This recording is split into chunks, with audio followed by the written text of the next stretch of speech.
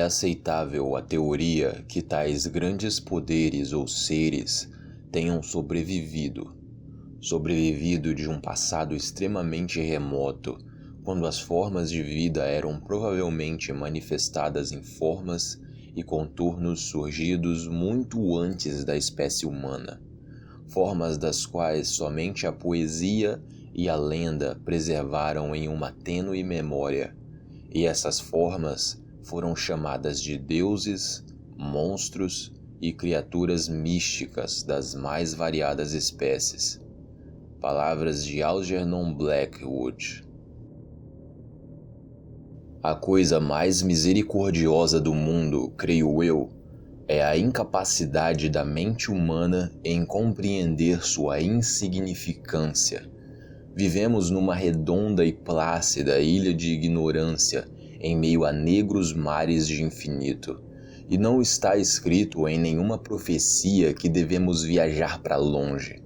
As ciências, cada uma progredindo em sua própria direção, até agora não nos causaram dano, mas um dia a junção de todo esse conhecimento dissociado abrirá visões tão terríveis da realidade e de nossa apavorante situação nela, que provavelmente ficaremos loucos por causa dessa revelação ou fugiremos dessa verdade mortal rumo à paz e à segurança de uma nova idade das trevas, onde preferimos a ignorância. Os ocultistas fizeram previsões, profecias sobre a apavorante imensidão do ciclo cósmico, da qual nosso mundo e a raça humana constituem meros acidentes transitórios.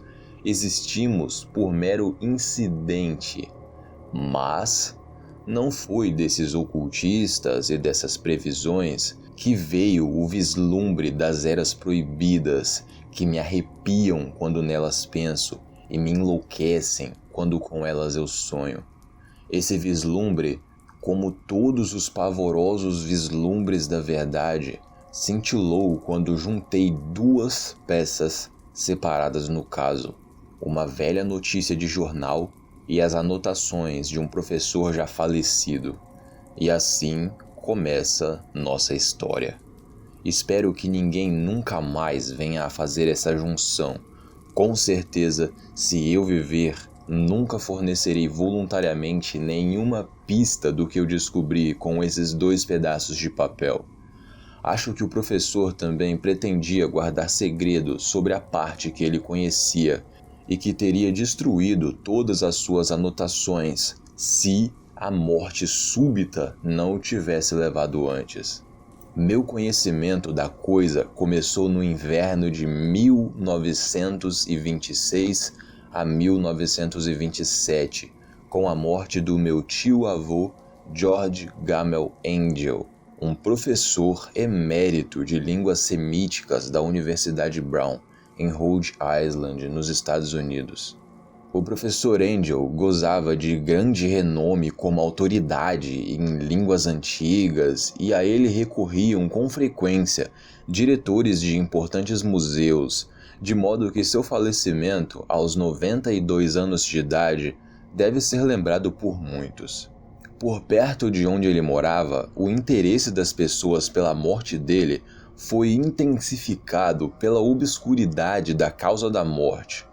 O professor retornava para casa quando ele caiu, segundo testemunhas, após ter sido empurrado por um negro com jeito de marinheiro, que saiu de um lugar escuro no morro que formava um atalho até a casa do meu finado tio-avô e professor.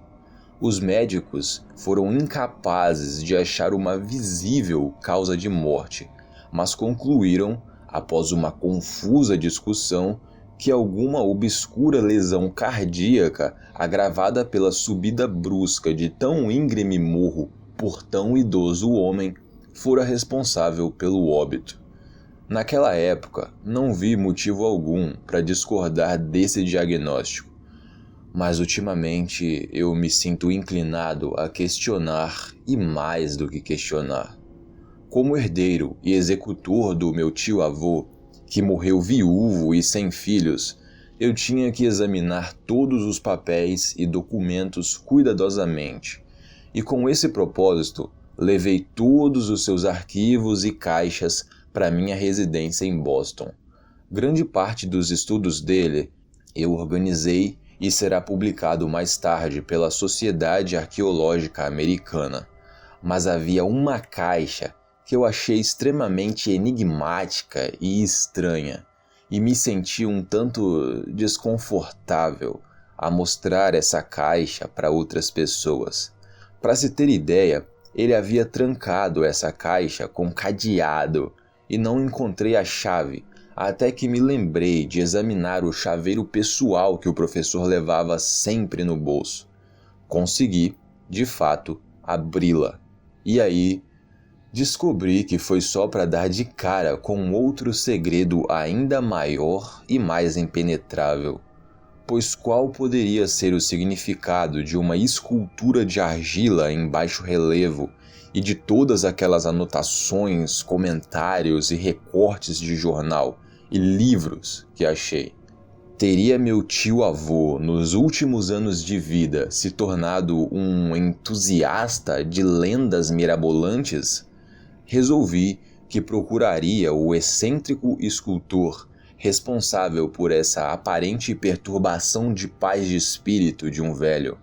O baixo relevo era um tosco retângulo com menos de 2 dedos de espessura e uns 12 a 15 centímetros de comprimento. Obviamente, de origem moderna. O seu desenho, contudo, não tinha nada de moderno na atmosfera e nem no que sugeria.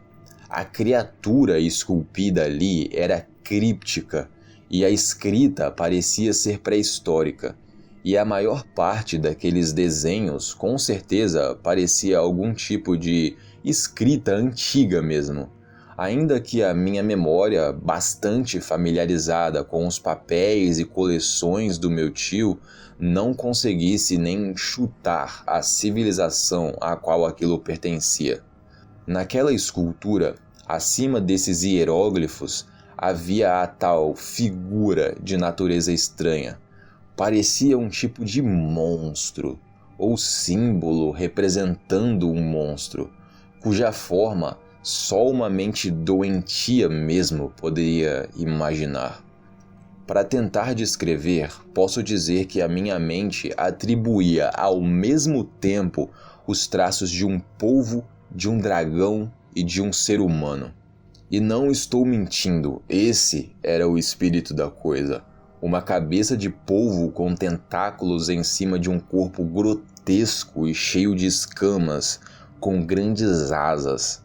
Na escultura, atrás da criatura, havia uma vaga sugestão de que aquele cenário era gigantesco e aquela coisa monstruosa ainda maior.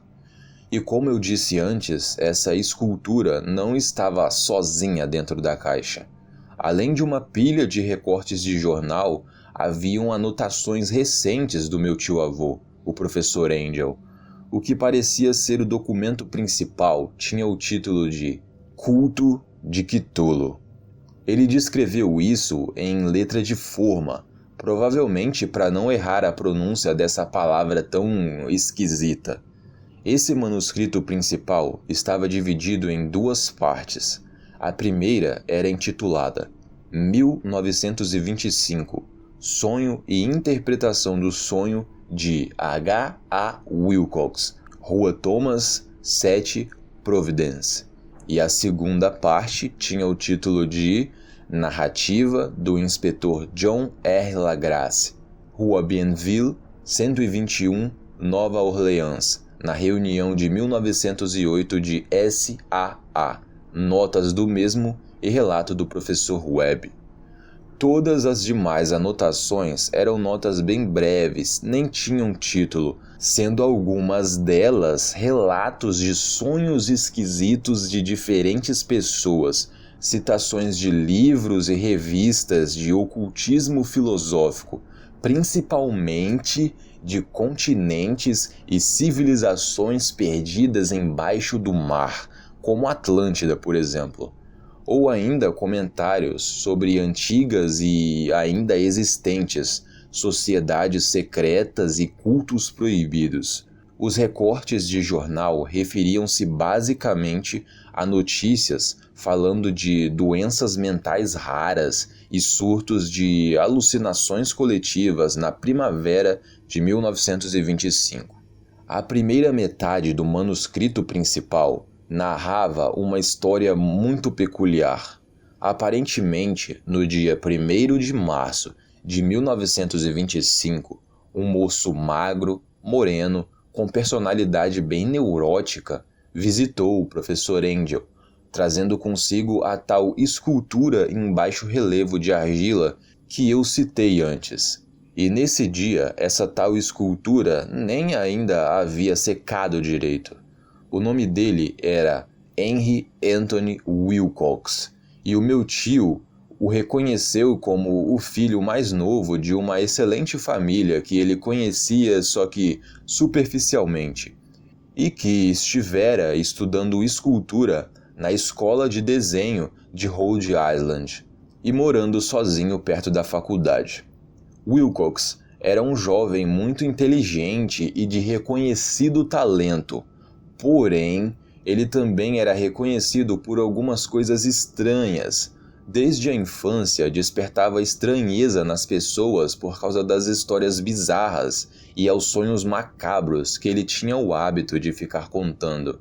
Ele chamava a si mesmo de psiquicamente hipersensível. Mas, por outro lado, as pessoas normais da cidade onde ele morava apenas o chamavam de esquisitão. Por causa disso, o escultor Wilcox gradualmente se afastou do convívio social e só era conhecido de um pequeno grupo de artistas de outras cidades. O próprio Clube de Arte de Providence reconhecia o talento de Wilcox, mas desistiram dele por causa das bizarrices que ele esculpia. Enfim, o manuscrito da caixa contava que esse tal Wilcox visitou meu tio-avô, professor Angel. Na ocasião da visita, o escultor pediu a ajuda do conhecimento arqueológico de meu tio-avô para identificar os hieróglifos da escultura. Falava de um jeito sonhador e bem alienado. Meu tio, inicialmente, não parecia muito animado para a conversa com Wilcox. Afinal, a escultura ainda estava fresca, ou seja, aquilo mais parecia ter saído de um pesadelo do que de algum antigo sítio arqueológico. Porém, a peça de argila do jovem Wilcox era tão única e, apesar de fresca, com tantos aspectos antigos, que meu tio deu a oportunidade dele falar. E o escultor disse: "Realmente é uma peça nova, pois eu a esculpi na noite passada durante um sonho que tive com cidades estranhas, e sonhos que são mais antigos do que a contemplativa esfinge ou a Babilônia de Jardins Suspensos." Foram com essas palavras poéticas que ele começou a narrativa desconexa que subitamente despertou o interesse febril do meu tio. Acontece que na noite passada dessa visita, um leve tremor de terra ocorreu em vários lugares. O mais intenso foi registrado em New England. De alguma forma, esses tremores afetaram a imaginação de Wilcox. Ao se deitar para dormir, ele teve um sonho sem precedentes, com grandes cidades de arquiteturas gigantescas, de blocos titânicos e monólitos que alcançavam o céu. Todas essas coisas muito velhas, gotejando lodo verde e impregnadas de um horror imenso. Hieróglifos cobriam as paredes e colunas, e de algum ponto indeterminado abaixo vinha uma voz que não era uma simples voz, e sim uma sensação caótica que só a fantasia mesmo de um sonho poderia traduzir em algum tipo de som, mas que ele tentou traduzir num amontoado quase impronunciável de letras. Cthulhu, Phtagan. Essa bagunça de letras Essas palavras impronunciáveis foram a chave para uma lembrança que despertou e perturbou de vez o meu tio-avô, o professor Angel. Ele interrogou o escultor por horas e estudou com cautela científica aquela escultura do monstro. Wilcox não entendeu o propósito de muitas perguntas de meu tio-avô, especialmente as que tentavam relacionar a criatura da peça com cultos e seitas estranhas. E Wilcox não pôde compreender também as repetidas promessas de silêncio de meu tio-avô, em troca dele admitir participação em alguma difundida irmandade mística que cultuava algum deus pagão. Quando o professor Angel se convenceu que o Wilcox realmente não conhecia nada do que ele tinha visto e ouvido no sonho, quando ele se convenceu de que o Wilcox realmente desconhecia qualquer culto, criatura ou ciência oculta, pediu para que seu visitante viesse relatar futuramente os seus sonhos que voltasse a ter. Isso rendeu muitos frutos e anotações, pois após essa primeira entrevista, o manuscrito registra visitas diárias de Wilcox, durante as quais ele narrava fragmentos surpreendentes de seus sonhos noturnos, centrada sempre numa assustadora paisagem gigantesca de construções escuras e gotejantes, com uma voz ou uma inteligência subterrânea clamando monotamente em enigmáticos sons estranhos. As duas palavras, os dois sons mais frequentemente repetidos eram aqueles traduzidos pelas letras Cthulhu e Hilai. No dia 23 de março, continuava o manuscrito. Wilcox não apareceu para sua visita diária. Em sua residência, informaram que ele havia sido acometido por uma espécie desconhecida de febre e levado para a casa de sua família, na rua Waterman. Havia gritado à noite, acordado vários outros artistas do prédio e desde então ficava apenas delirando. Meu tio telefonou imediatamente para a família e a partir daí acompanhou o caso de perto, indo muitas vezes ao consultório do Dr. Tobey, o médico encarregado de cuidar de Wilcox. A mente febril do rapaz aparentemente ocupava-se de coisas estranhíssimas e era visível que o médico tinha medo só de falar delas. Esses delírios não somente repetiam os detalhes dos sonhos, mas também incluíam uma coisa gigantesca, com milhas de altura, que caminhava ou se movia. Em nenhum momento descrevera o objeto, mas de acordo com os relatos do Dr. Tobey, meu tio-avô Angel ficou convencido de que devia se tratar da inominável monstruosidade que o Wilcox esculpiu. Era com isso que o Wilcox estava sonhando e agora delirando. O doutor ainda fez uma observação. A temperatura de Wilcox, curiosamente, não estava muito acima do normal, então já era difícil saber se aquela perturbação mental era apenas por causa da febre. No dia 2 de abril, pouco mais de uma semana depois da febre ter começado, por volta das 3 da tarde, todos os sinais da enfermidade de Wilcox desapareceram simplesmente do nada. Ele sentou-se na cama assustado, se sentiu bem, mas não estava entendendo nada e não se lembrava de nada do que tinha acontecido durante a sua febre. Tendo recebido alta do médico, voltou para o seu alojamento 3 dias depois. Porém, não foi de mais nenhuma serventia para o professor Angel. Todos os vestígios de sonhos bizarros haviam desaparecido, e meu tio não registrou mais seus sonhos após uma semana de relatos inúteis e irrelevantes, coisas que qualquer pessoa pode sonhar. Neste ponto terminava a primeira parte do manuscrito, mas ainda existiam muitas anotações que me fizeram pensar.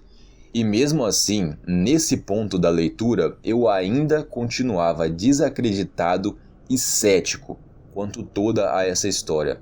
As anotações em questão eram aquelas que descreviam os sonhos de várias pessoas durante o mesmo período em que o jovem Wilcox também teve suas visões em seus sonhos. Meu tio, ao que parece, havia rapidamente organizado um esquema prodigiosamente amplo de investigações entre quase todos os amigos que ele podia interrogar sobre o assunto, pedindo-lhes relatos de seus sonhos de todas as noites e datas de quaisquer visões incomuns a partir de certo dia. Óbvio que nem todas as pessoas aceitaram ficar relatando sonhos e visões estranhas, mas mesmo assim, meu tio conseguiu muito material. O engraçado é que pessoas de negócios ou políticos foram pouco afetados. Foi dos artistas e poetas que os relatos mais bizarros vieram, e tenho certeza que o pânico teria se instaurado se as pessoas descobrissem que vários estavam tendo esses sonhos ao mesmo tempo. Como eu não tinha as cartas originais, suspeitei que meu tio-avô estava enxergando apenas o que queria enxergar nessas entrevistas, coisa de lunático, sendo que ele já estava fazendo essas investigações antes de Wilcox bater na sua porta pela primeira vez. Por essa razão, continuei a achar que o Wilcox estivera pregando uma peça no meu tio-avô, Professor Angel. Ainda mais que o Wilcox conhecia vários outros artistas. Esses relatos dos artistas contavam uma história assustadora. Entre 28 de fevereiro e 2 de abril, uma grande proporção deles havia sonhado com coisas bizarras, sonhos cuja intensidade foi muito maior durante o período do delírio do escultor. Cerca de 1/4 das respostas falava de cenas e de sons que nada diferenciam do que Wilcox havia descrito. E alguns desses sonhadores confessaram um medo enorme da coisa gigantesca e inominável que ficava visível no final dos sonhos. O caso de um homem em questão chama muito a atenção. O indivíduo, um arquiteto de grande renome, inclinado ao ocultismo, foi acometido de loucura violenta na data da crise do jovem Wilcox e morreu vários meses mais tarde após ficar gritando por horas e horas pedindo para que o salvassem das garras de uma besta que havia escapado do inferno.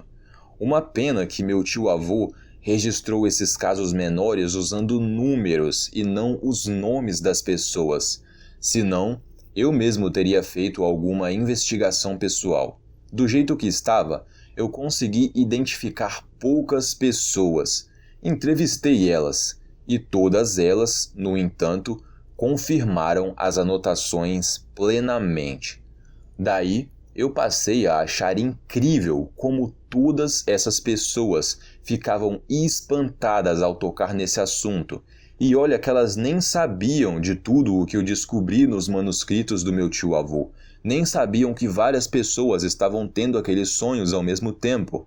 Os recortes de jornal, como já disse, mencionavam casos de pânico, doenças e ataques de problemas mentais ocorridos durante o período em questão. O professor Angel deve ter empregado um escritório especializado na coleta de recortes, pois o número de artigos era tremendo e as fontes se espalhavam por todo o planeta. Um recorte falava de um suicídio noturno em Londres, onde um sonâmbulo pulou de uma janela após um grito agudo.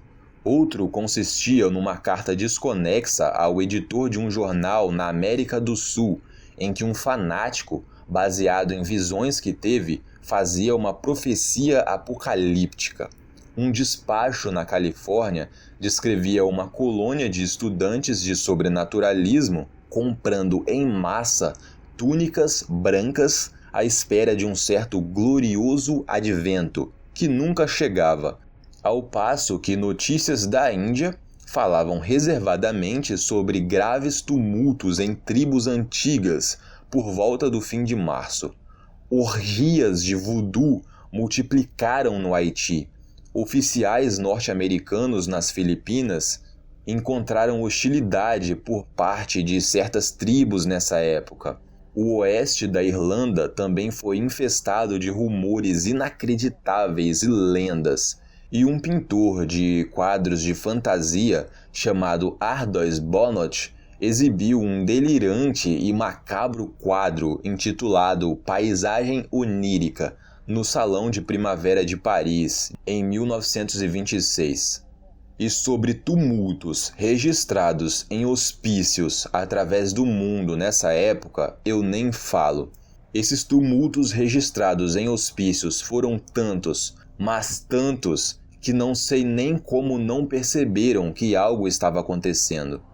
E enfim, depois de ler isso tudo, eu finalmente então estava convencido de que o jovem Wilcox teve mesmo contato com os assuntos antigos que meu tio-avô pesquisava. E agora vem a segunda parte do manuscrito, onde tudo isso começa a fazer sentido.